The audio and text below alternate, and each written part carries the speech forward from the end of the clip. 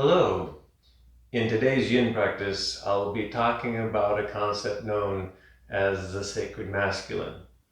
The yin sequence will include postures such as reclined twist, dragon pose, shoelace pose, and seal pose. So useful props, always pillows and blankets for cushioning. But if you have them, maybe a couple of yoga blocks or books if you don't have blocks.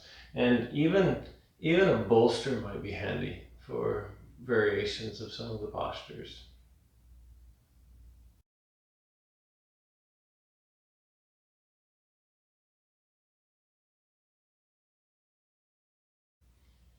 This yin practice starts with a little bit of a yang warm-up. So we'll start in mountain pose. We'll start standing.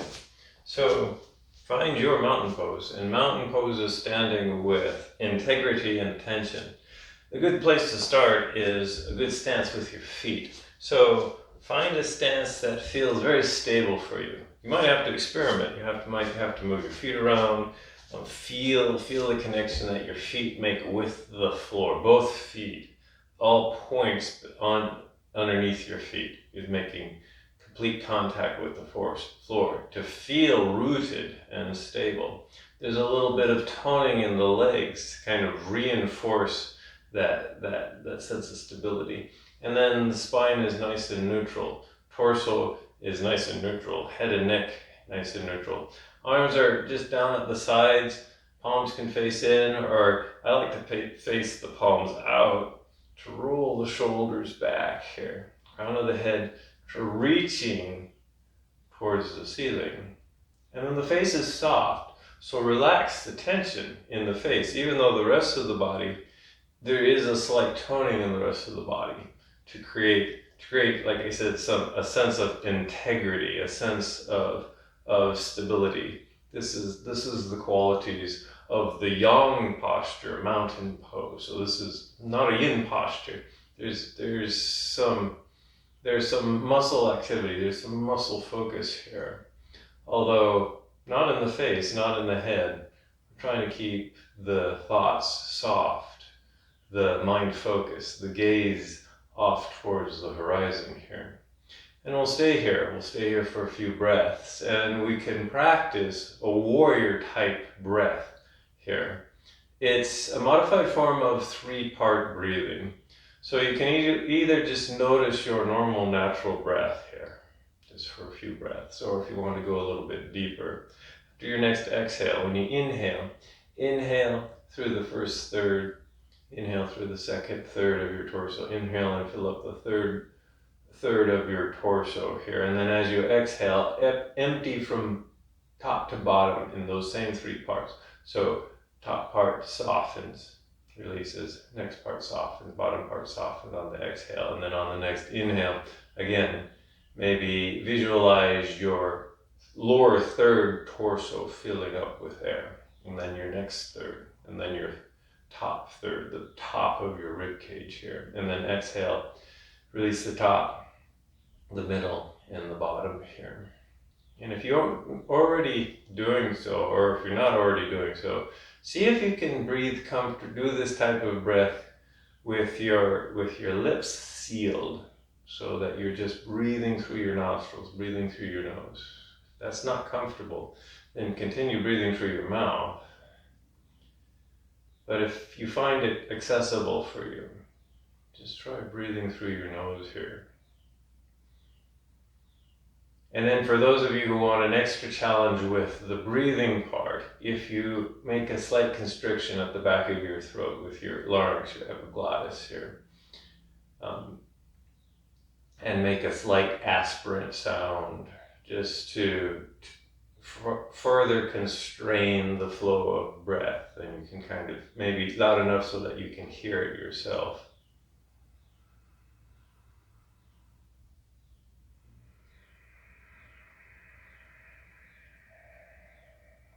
And then keep up this warrior breath, this 3-part breathing for maybe another couple cycles.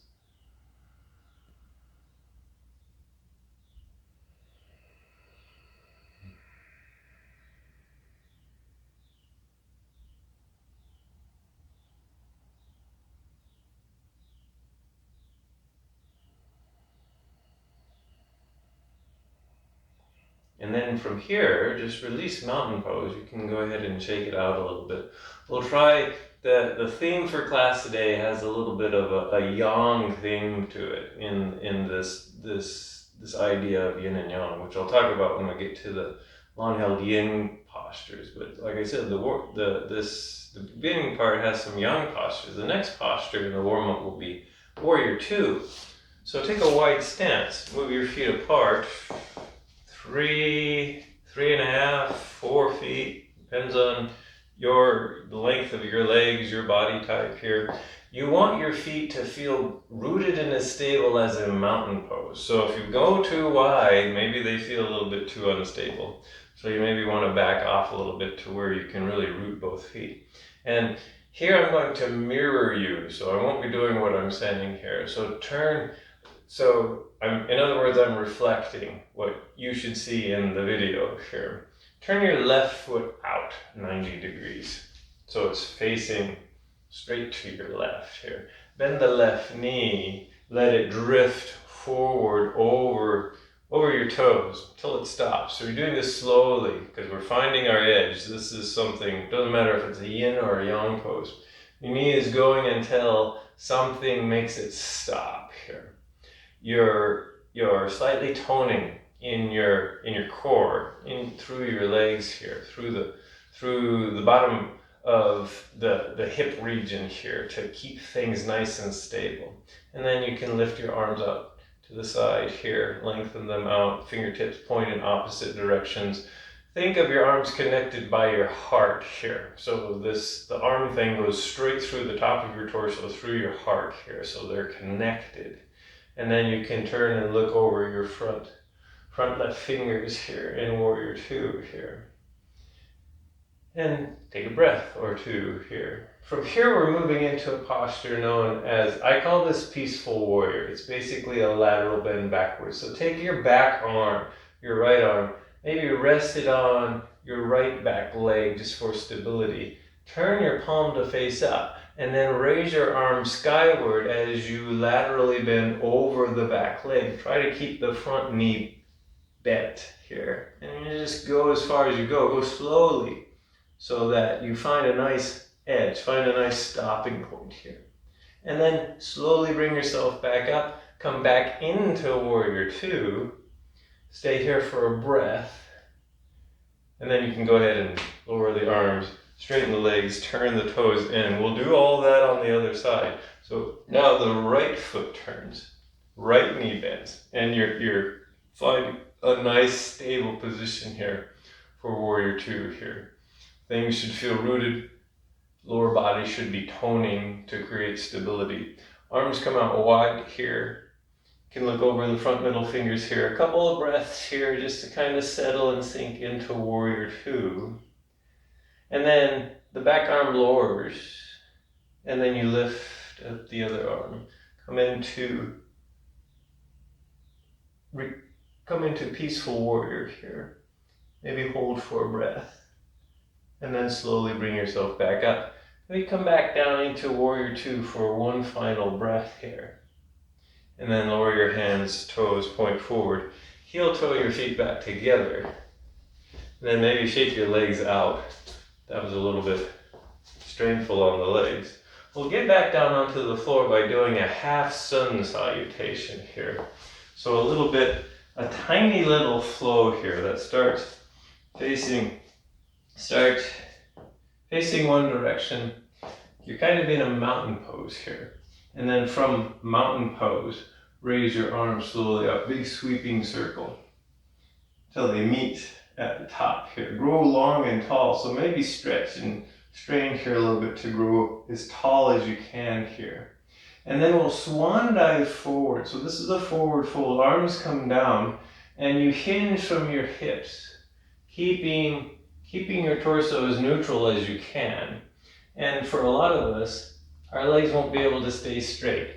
We'll have to bend our knees a little bit to continue to fold as our arms come down. Some of us will have to get to have straight legs, but some of us will have nice bent knees as we come into a forward fold.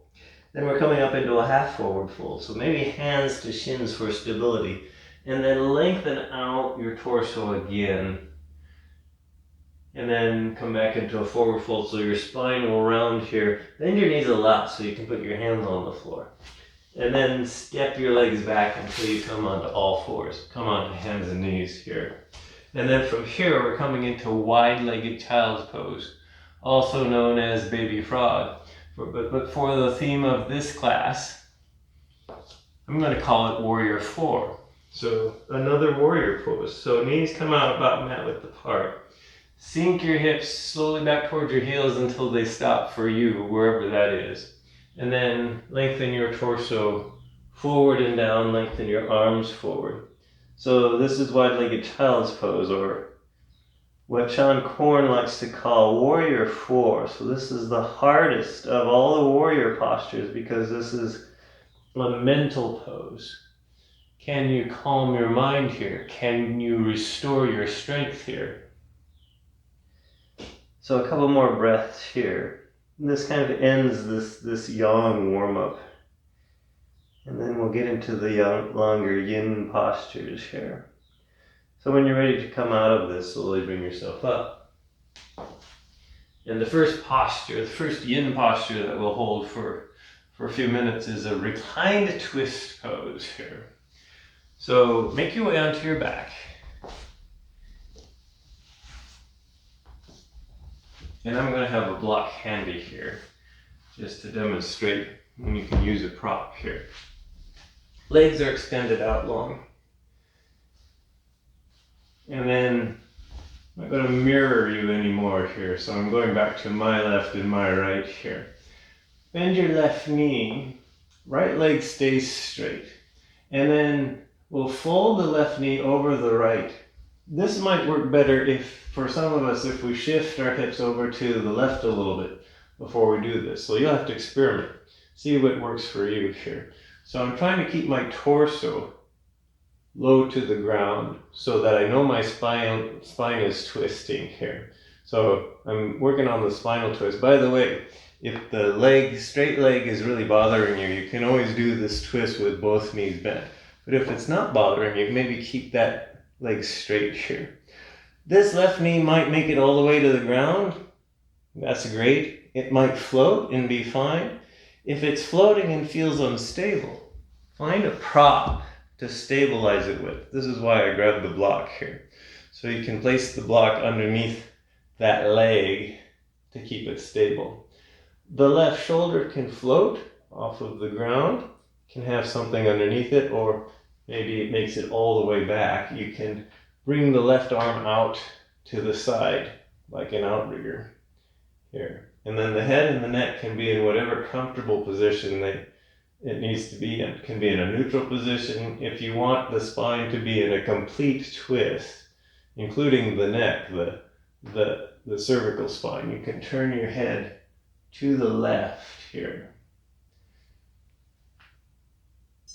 And so find your version of this. Like I said, the bottom leg can be bent, but if it's okay to have it straight, maybe try this posture with it straight. And again, you can have a prop. You can use a bolster or some pillows, or some books. I'm using a block here. I don't really need the block. My knee can just float because my knee's not in any pain here. Just working on finding a comfortable position where I can just maintain this spinal twist and stay here for a while. So this is the first posture of the yin. It's a good time to remind us of the principles, the mechanics of a yin practice. So we're trying to relax the muscle fiber and support the body in a position where there's some traction on the connective tissue system. Some traction either being some tension or some compression. Here, the purpose of this posture is a spinal twist. So I'm trying to find my edge where I'm starting to feel some traction in the spine because of the twist here. So we do this through kind of 3 activities. The first one's called finding your edge. That means you bring yourself into the shape of the posture to the point where you're starting to feel stuck, stiffness, traction, tightness, whatever your language is for that place where things start to resist and not move anymore. And that's pretty much our edge. If we drive ourselves any deeper, we get into the danger zone of pain and injury. That's not our edge. That's beyond our edge.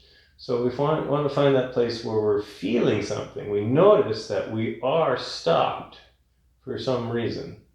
And that's usually good enough edge to stay in for, because the next element is time. And that's kind of the third principle. In order to convince ourselves to stay for time, we need to convince ourselves to stay. That's the second principle, called stillness. And that requires mental focus, mental fortitude, and mental discipline to decide to stay for a while here. So we find an edge, a shape that's appropriate for our bodies, not somebody else's. If you're really flexible, then you really have to go deep to find a place where you feel something. If you're kind of a person that's a little bit stiffer or typical, then you don't have to go steep. Don't go so deep to where you're finding something. So this is the trick to finding your edge.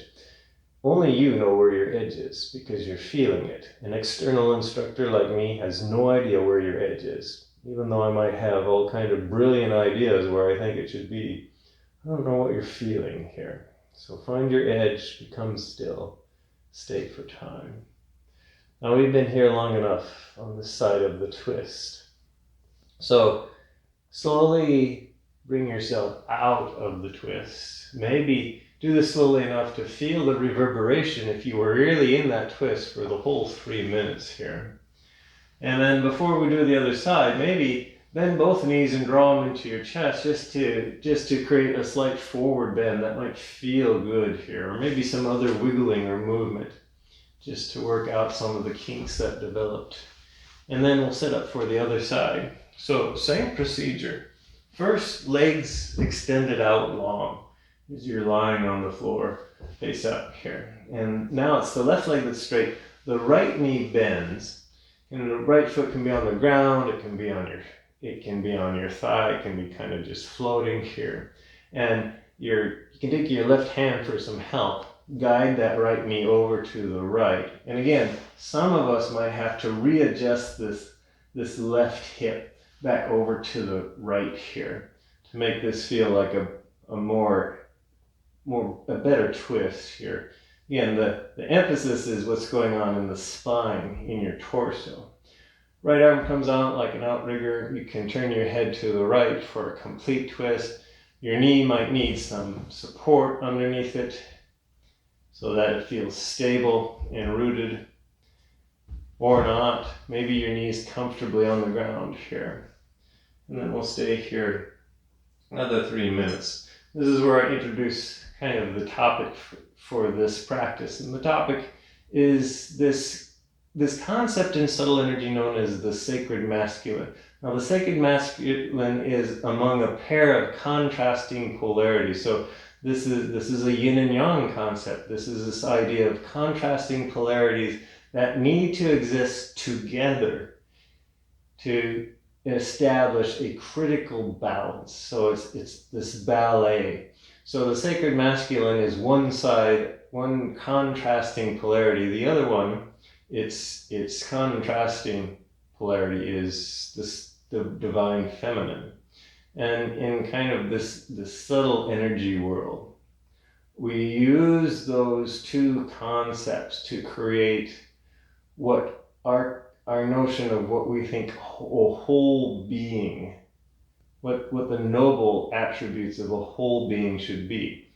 And it's basically stated that, okay, all beings are made up of part sacred masculine and part divine feminine.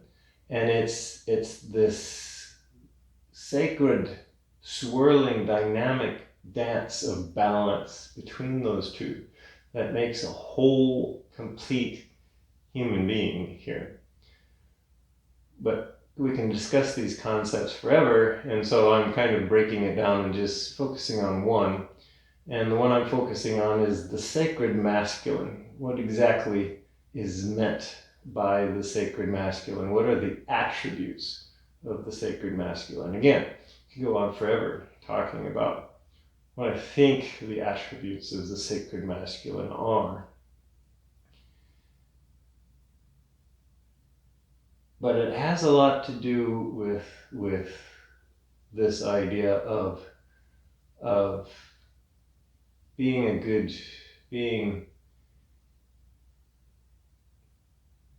a warrior, basically, in the concept of the Native Americans and the First Nations. They have this idea of themselves. They kind of personified it in a lot of their cultures by what they thought a warrior was. And whenever they saw a person with the attributes that they thought made up a warrior, they would often make for that person and give to that person what is known as a warrior shirt. So a warrior shirt, I need to back up and talk a little bit about clothing here. So in our human culture, whether we realize it or not, we wear clothing as a status, as a type of status. Most cultures these days wear clothing, so we think it's kind of like necessary. It's like, well, I got to wear some kind of clothing, right? But in early cultures and in tribal cultures, clothing is a sign of status. What you wear tells other people as to who you are. And a warrior shirt was a special shirt. They were very hard to make because they were complete shirts. Most tribal members didn't wear complete shirts because they were too hard to make. Resources were scarce, so somebody who wore a complete shirt with intricate designs on it must have been a very special person. And the warrior shirts were this. They were complete shirts, usually made out of some kind of animal hide and had intricate beadwork and designs worked into them. And they conferred upon the person who wore it very special status because, again, they were rare. Not everyone had them. Only a few people did, and they earned them. The elders determined who would be a good warrior here. So we're coming out of this side of the twist. Slowly release this right leg.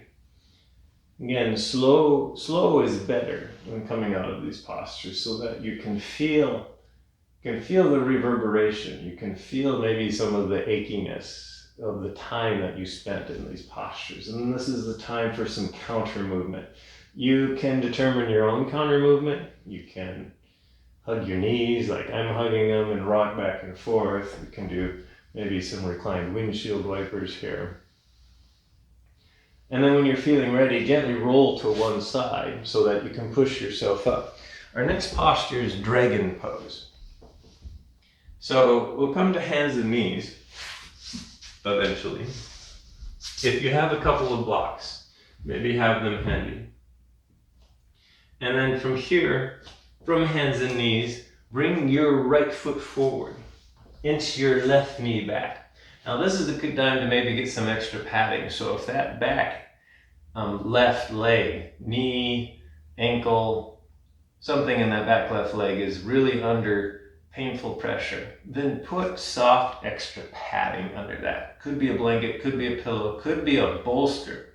Whatever it takes to take the painful edge off of that pressure point here. Now up front here, so me with my hands down on the floor like this is basic dragon pose. You can stay right here. Some of us can't reach the floor, so maybe some blocks underneath the hands so that you can root down here. We're trying to soften and release through the hips. This is the hip opener, dragon is here. And so we want to feel rooted in that back leg, in the front foot and the front hand so that we can soften the muscles through the hips and the back thigh here. So we can find our edge here. As an extra challenge for dragon pose, instead of just basic dragon, my recommendation is, or suggestion is, try high flying dragon. And high flying dragon is to lift your torso up back to vertical here. And you can use your hands to kind of press on that front thigh here to keep your torso away from that front knee. And maybe this is a little bit of a yin posture or yang posture because it's balancing. So you can probably feel your leg muscles engage a little bit just to keep you from falling over here. So you don't have to stay here forever, but maybe stay here for 30 seconds to a minute or so. And then after that, go back to basic dragon here. So for those of you who are in basic dragon, and this is painful, remember a good alternative to this is half happy baby pose. Half happy baby pose is coming back onto your back, just like we did for reclined twist. Left leg is straight. Roll the right knee in. If this is enough, stay here. Point the right foot towards the ceiling. If that's enough, stay there. Maybe find the right foot with your hands and gently allow this right knee to kind of melt towards the ground here. So I like to call this upside down dragon, which is another name for half happy baby pose. If you're in high flying dragon, maybe give yourself a break. Come back now to just normal dragon, and then just stay here. Again, maybe blocks, maybe no blocks. And just stay rooted here. So I really like the example that the Native Americans has for who gets a warrior shirt. They didn't give it out to just anybody. The few people they gave a warrior shirt to was someone who they felt really exhibited the qualities of the warrior. Now, in our over-aggressive yang Western culture, we might think that maybe a warrior is someone who is skillful in combat and wins many battles. And that was maybe a small aspect of what elders in Native American cultures and in First Nation cultures thought. But it was a small component. It wasn't if you were good at combat or good in battle or a good fighter, that didn't get you a warrior. You weren't considered a warrior at all, if that's all you could do. The elders thought that a true warrior is someone who can take care of the entire tribe or can take care of the entire village. So it went way beyond just maybe protecting the village in combat from some enemy tribe. It was, were they good providers? These were hunter-gatherer cultures. So maybe part of it was they had to be a good hunter and a gatherer. Here they had to be good with a bow or good with a spear here and provide for not only themselves, not only their family, but everybody in the village who was in need, and also just good relationships with people. So they had to get along. This is all qualities that one needed to be considered a warrior. Not just good fighting, not just brute strength. Could they be compassionate? Could they compromise? Could they give up their idealisms for the sake of the family, for the sake of the tribe? So just one more breath here on this side of dragon, and then we're coming out of dragon. So the counterpose to this is downward facing dog. If you're in dragon, plant your hands on the ground, tuck the back toe, lift the back knee, and see if you can slowly press yourself up and back into a downward facing dog. And you can kind of like take your dog for a walk. You can have a static downward facing dog. You can have a half downward facing dog where your knees are on the ground. This is kind of like a puppy dog pose here. Or any other kind of like movement that you would like. Maybe we want to do some cat and cows here between the two sides of dragon, and we will do the other side of dragon here. So when you're ready, set yourself up for the other side. So now it's the left foot or the other foot forward. Inch the right knee back, put as much padding as you need underneath that right knee, and then You can stay here in basic dragon. You can do upside down dragon. That works better for your being. You can challenge yourself by maybe coming up into a high flying dragon here. See if you can find this sense of rootedness in a high flying dragon that you found when you were in mountain pose here. And then stay here for a few minutes here.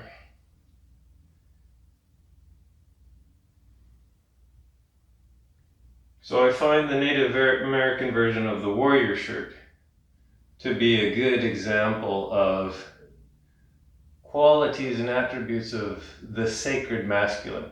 This is basically they're basically trying to show people this is what we think the sacred masculine is someone who can take care of the tribe, take care of their family, someone who is connected to the other people in the tribe, feels their needs and helps them out here.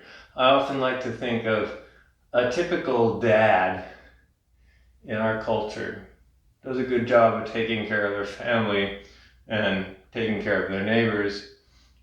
That person has the qualities of the sacred masculine. That person is a warrior.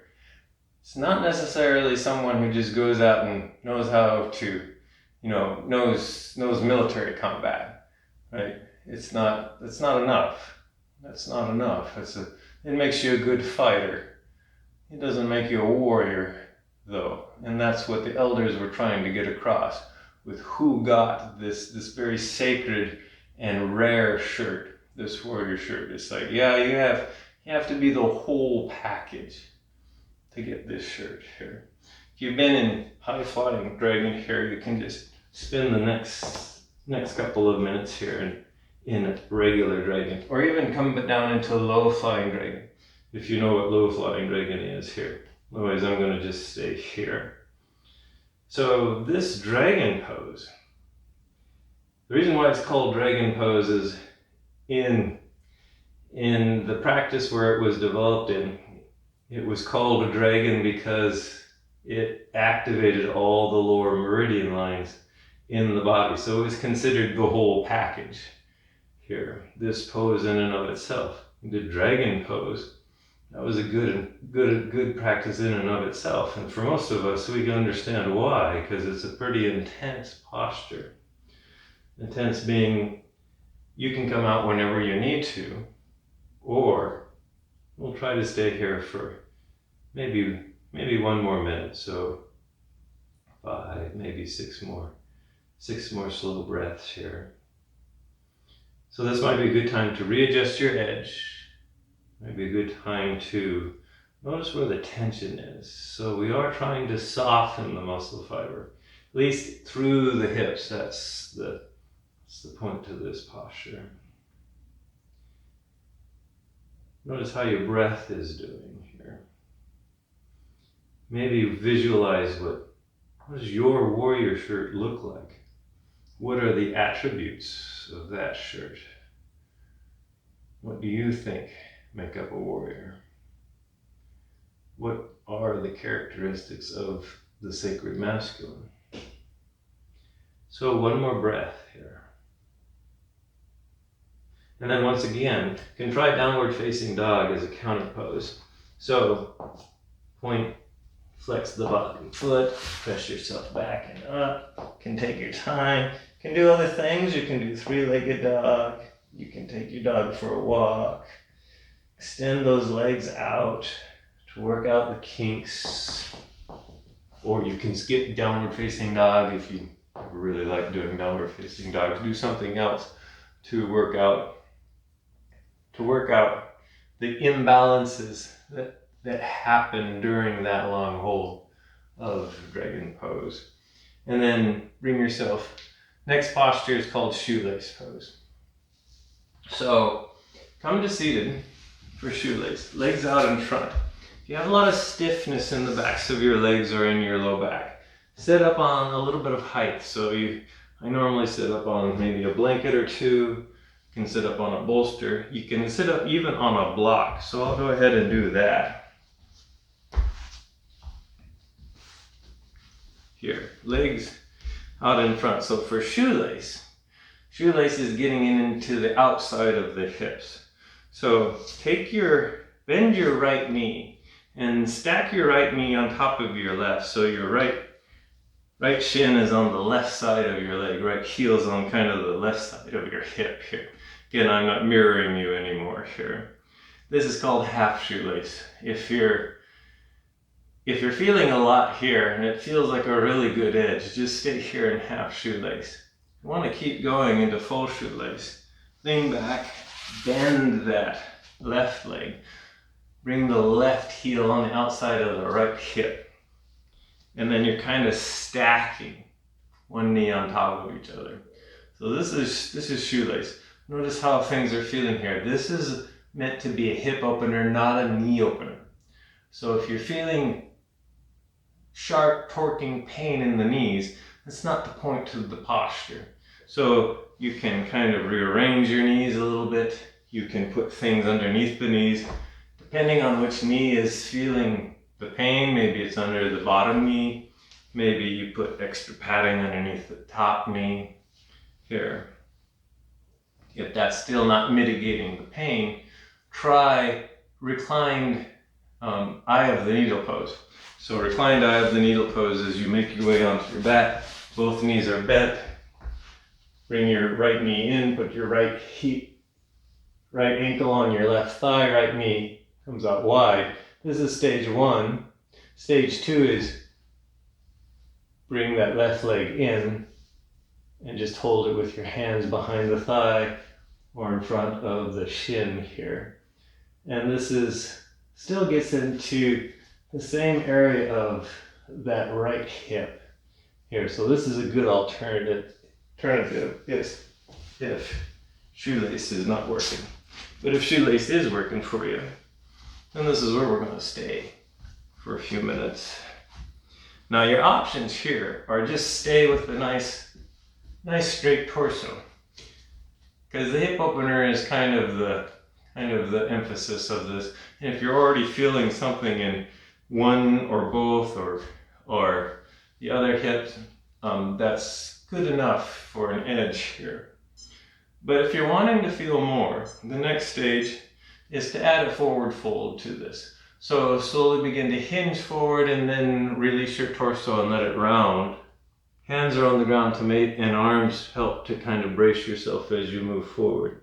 And you just go as far forward until you stop. Now if you're hanging and that doesn't feel good, then you can always put things underneath your torso to support your torso here.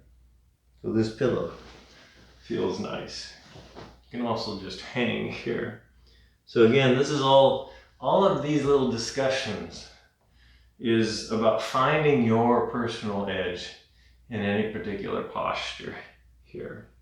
So if this brought about pain in your knees or somewhere else, then bring yourself back up. Otherwise, allow yourself to just kind of sit here. And if you're sitting on a block and that was too high, then come off of the block. Not sitting on anything, and you think a little bit of height underneath your torso will feel better than put something underneath your torso. This kind of a posture, which for most people, not everybody, so if you're not feeling it where I'm describing it, there's nothing wrong with you. It's meant to stretch kind of the outside of the hips. So I'm pointing to the places where I normally feel most of the traction here when I'm in this posture. There's a lot of these outside hip opener type postures in yoga. And in subtle energy theory, or when we're talking about how we store stress and how we store emotion in our bodies, it turns out that for a lot of people, they hold emotions in their hips. And for men, particularly anger, because anger this is talking about maybe not the sacred masculine, but the dark side, the unbalanced side of the sacred masculine. So maybe this is a good time to touch on the imbalance or the dark side of the sacred masculine. And that is the things that don't make you masculine, but maybe you think they do. And that's called toxic machoism. And one of this is uncontrolled anger. Because a lot of times in our culture, a lot of males are only allowed to express anger. That's the only acceptable emotion. And even that is too much. So sometimes we like to hide our anger somewhere. And a lot of times it gets hidden in as tension in our bodies. And we hid it in very typical places. A lot of times in our shoulders, in our face, in our jaw, a lot of times in our torso and in our hips. And these outside hip openers often bring up a little bit of frustration and anger in people. You don't have to be, it has nothing to do with if you're male or female. It's just notice the emotion that gets brought up when you spend a large amount of time feeling that intense pressure in your hips. It might be sadness. Maybe it's even happiness. For a few people, it's anger. And that's showing you where you're storing some unbalanced emotion here. If that's the case, again, we're all different. And so we store emotion differently here. We've been here long enough, so slowly bring yourself up. Lean back, release the legs. Maybe a little bit of gentle leg motion. Oh, I'm a big fan of windshield wipers. So bend your knees, put your feet on the floor, feet fairly wide, and then bob your knees from side to side, just to loosen up and release the tension that was building in the hip sockets. And then set up for the other side of shoelace. So once again, legs long out front. This time, it's the left knee that bends. Stick the left knee on top of the right leg. Try half shoelace first. If you're loving half shoelace, give yourself permission. Allow yourself to stay in half shoelace. If you want full shoelace, the right leg comes back. So the right foot's on the outside of the left hip. You've got the knees roughly stacked here. And if this is too painful on the knees or something else somewhere else in your body, then try eye of the needle again. And this time it's eye of the needle with the left knee out wide, left ankle on the right thigh here. And then again, if you're in shoelace and you want a little bit more oomph, you can give yourself permission to fold forward here. Any amount here. So maybe your folding forward is this much and you found a new stopping point, you found a new edge, and that's where you stay. Or you might make it all the way down to where you're kind of resting your torso on your leg, or somewhere in between. And again, if you're in between, then stick a prop underneath so that you can rest yourself on the prop here. This is why whenever you do a yin practice, gather up stuff, even if you may not have to use any of it, just so that it's within reach, so that you can use it if it's useful. If it helps with creating support here. Again, we're trying to relax the muscles, and the muscles normally create the support. In this case, we're giving the muscles a break so that the tension, the exercise can go into the more stiffer tissues of the bones, the ligaments, and the fascia here. And then notice where you feel the sensations on this side. Maybe notice the mental and emotional qualities of that stiffness. And if that doesn't make any sense, then it's like, notice the physical sensation. Notice what your mind does when you're feeling that physical sensation. Does your mind race? What kind of thoughts are arising? That is pointing you to the kind of mental state and emotional state that tension triggers here. And what I mean by trigger is we some of us hold memory, emotional memory, by creating tension in our bodies. And then when we feel and release that tension, feel and remember that emotion. And again, one thing that is typical for a few people is this outside of the hip seems to store anger here. So another pose that really gets into the outside of the hip for some people is a pose known as sleeping swan in yin yoga. It's more commonly known as pigeon pose. So if you've ever practiced yoga and practiced pigeon pose, it really gets into it's another pose that really gets into the outside of the hip for some people. Again, we're all built differently, so you may feel it in different parts of your body here. And even though as Westerners, we focus on the physical aspects of practice. As you get more deep into your practice and more advanced, you start noticing what emotions and memories and mental thoughts arise as you practice and feel particular postures here. And we're here for about another 4 to 6 breaths here. So, and the unbalanced side of the sacred masculine often occurs when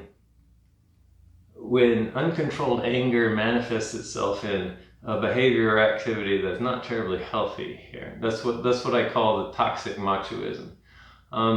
It sometimes just arises as a bit of idealistic stubbornness. But it can also arise as just kind of stereotypical just male stubbornness is maybe a raw way to put it here, and that's not the sacred masculine. Let's put it that way. It's like it's the dark side. It's when it's out of balance is when the toxic machoism erupts here.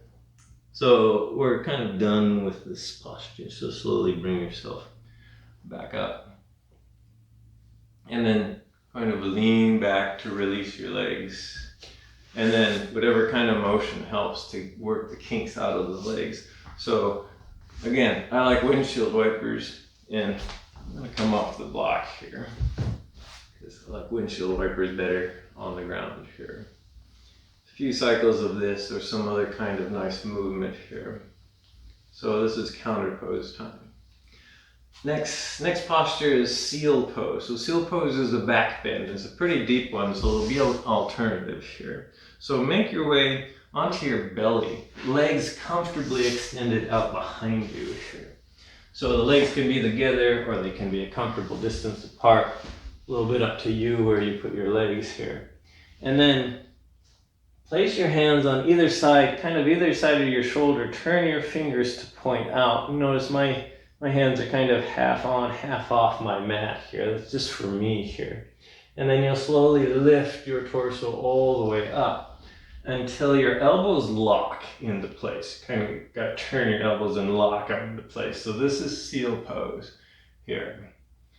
This way I'm hanging off of, like, my torso weight is being transmitted through my arm bones so that I can minimize the amount of muscle engagement in my arms.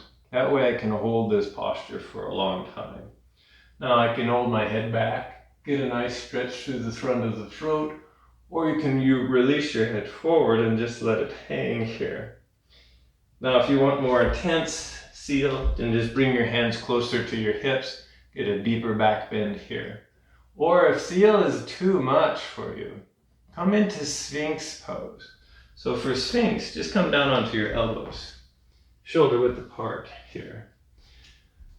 Release and relax your torso into the back bend again. And if you're still feeling a nice compression in your back, then Sphinx pose is maybe a better option.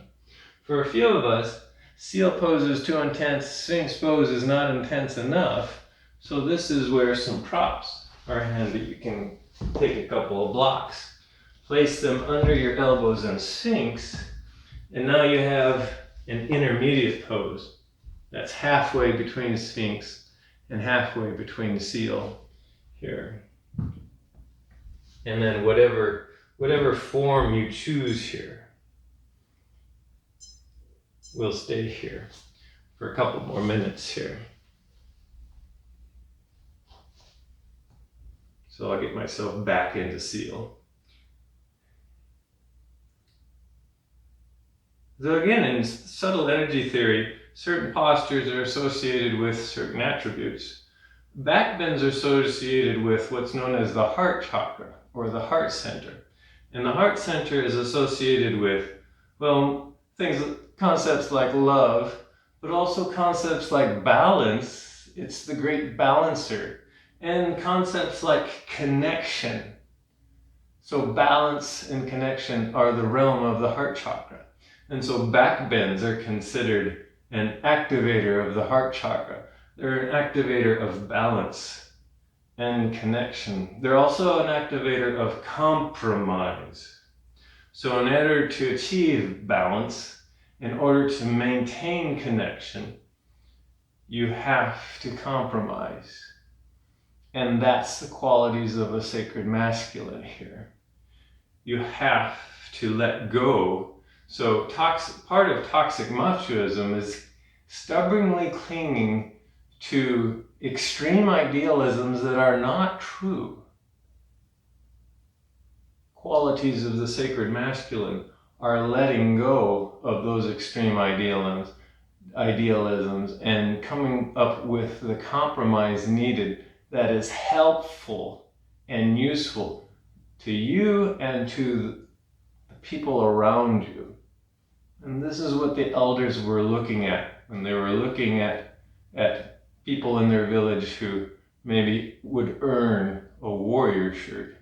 They were looking for people who managed and made the good decisions that helped everybody out, rather than just making decisions that helped them out, or clinging to ideas that were no longer useful. Yeah. So that's why we're doing this back bend right now. Back bend, this compression that we're feeling in our spine, is supposedly in subtle energy activating our heart chakra. And so that's trying to remind us of all the connections that our mind has with our body in a physical yoga practice such as this, but also the connections we have with each other and with the external world around us. Keeping in mind, paying attention to, and noticing all of those connections, that's part of the sacred masculine. And nurturing those connections. You might say, wait a second, I think that's more of the divine feminine, this kind of nurturing here. And it's like, yes, that's right, because the sacred masculine and the divine feminine are kind of two sides of the same coin.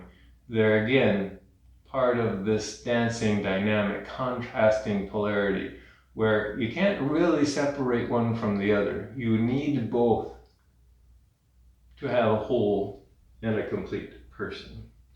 So a couple more breaths here, and either seal or sphinx. And then when you're feeling ready, gently, slowly lower yourself all the way down onto your belly here. You do this slowly to notice the rebound. So you're bringing your spine back to neutral. Maybe arms come out long here, and you can just stay here long. Some things you can do is dragging one knee up alongside the hip. This is a hip opener, and that hip opener kind of relieves stress and strain on the spine after that back bend. Maybe stay here for a breath or two. And then from here, slowly bring yourself up. That's the last long-held yin posture. A little bit of integration before we move into our resting pose. And I'm going to suggest a twist. So this twist starts out with seated with legs out in front. Kind of starts out a little bit like shoelace, not quite. So legs out in front, right leg is straight. Bend the left knee, put the left foot on the outside, on the right side of the right knee here. And then root through that left foot. Take your hands, hug the left knee to grow your torso and your spine long and neutral. And then begin to twist over to the left. You can take your right arm, wrap it around the left knee, left hand behind you. Maybe as on an inhale, grow your spine nice and neutral again. As you exhale, deepen the twist here. Stay here for maybe one more breath. Bring yourself back around, maybe a little bit of a counter twist. Other side, so legs out in front. And then right knee bends, put the right foot on the left side, left outside of the left knee, root through that right foot. Clasp your hands around the right knee, grow your spine up nice and tall, and then very gently twist over to the other side here. And then use your breath to kind of settle into this integration here. Bring yourself back, maybe a little bit of a counter twist. And then a little bit of free-form yoga here. So if there's any final movements or postures you would like to do before your resting pose, this is a good time to do them. And then when you're feeling ready, begin to settle yourself into your Shavasana. I'm going to suggest just a traditional Shavasana. You can do legs up the wall, you can do reclined butterfly, whatever your favorite restorative pose is. If you're feeling cold, grab blankets, get clothing. If you need a little bit of support underneath, if your hips are feeling a little bit tight, you can always put like a pillow underneath your legs.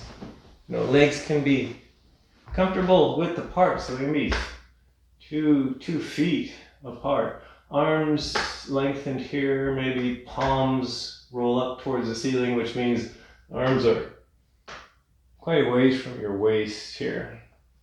And then head and neck nice and neutral. If your head and neck feel kinked and uncomfortable, then put some padding underneath your head and your neck here. So find your version. Find something that feels supported so that you can relax your muscle fibers. You can think of this as the ultimate yin posture. The way I'm practicing this, I'm letting the floor support me so that I can release and relax the muscle fiber. Rest my being here. This is where you give yourself the allowance and the acceptance to let go of any remaining tension in your being. And maybe you can just let it all go with a few deep breaths here. Or maybe you need to systematically soften the different regions of your body. I always like to start with my head because I'm kind of a mental person and I store a lot of tension in my head. So release your jaw, soften your tongue, the inside of your mouth, soften the skin around the outside of your mouth, soften your nose and your chin. Release both cheeks, left and right. Release both ears, soften the skin around your right ear and your left ear. Release your eye sockets. Soften the muscles around your left eye and your right eye. Soften the space in between your eyes, known as the third eye. Release your forehead, your temples, your entire head, the crown of your head. Release your thoughts. Let them roam free. Let them come in, let them go out. Let them be fuzzy. Let them be defocused for a while.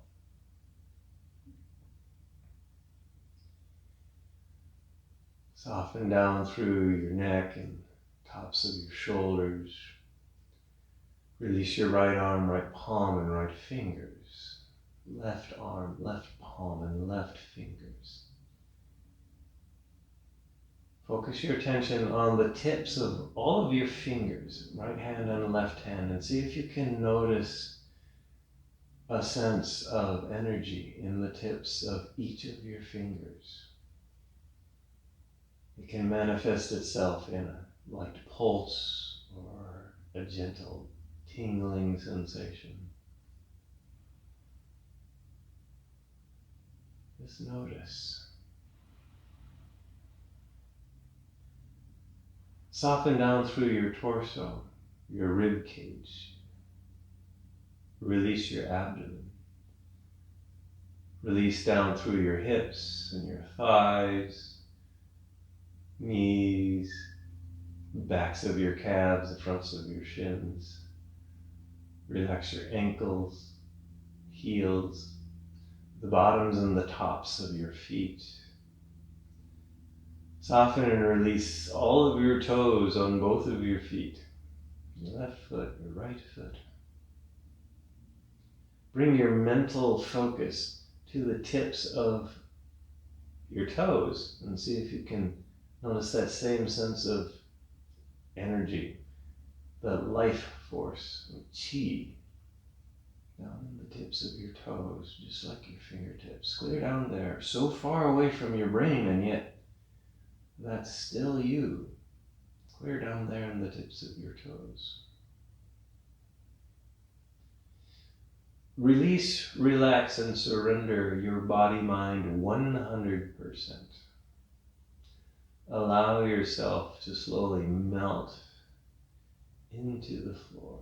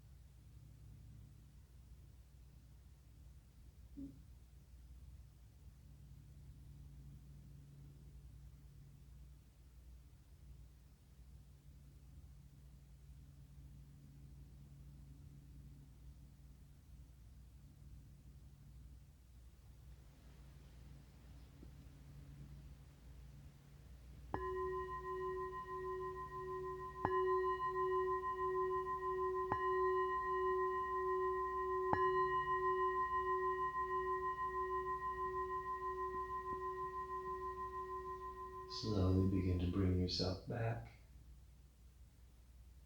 You can begin to deepen your breath and bring small motion to fingers, to toes. And then maybe hands begin to move, and feet make small motions. And arms can move, and legs can move. You can slowly rock your head from side to side.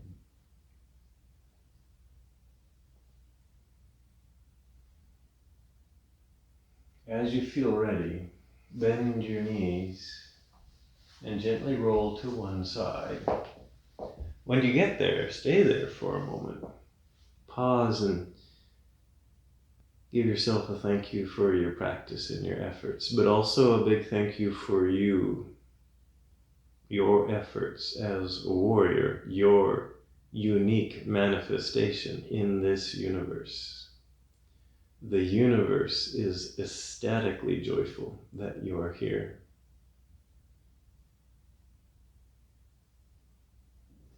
And then very gently draw yourself up to a comfortable seat. Make sure it feels stable. For a moment, connect with your inner ground, your center. Bring your hands together in front of your heart center. And I'll end practice with an Om. You can either just listen or maybe join in.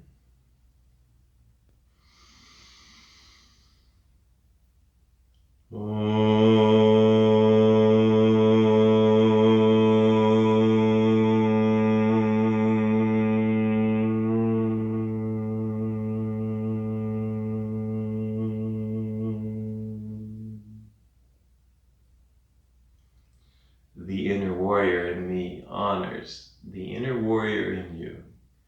Namaste.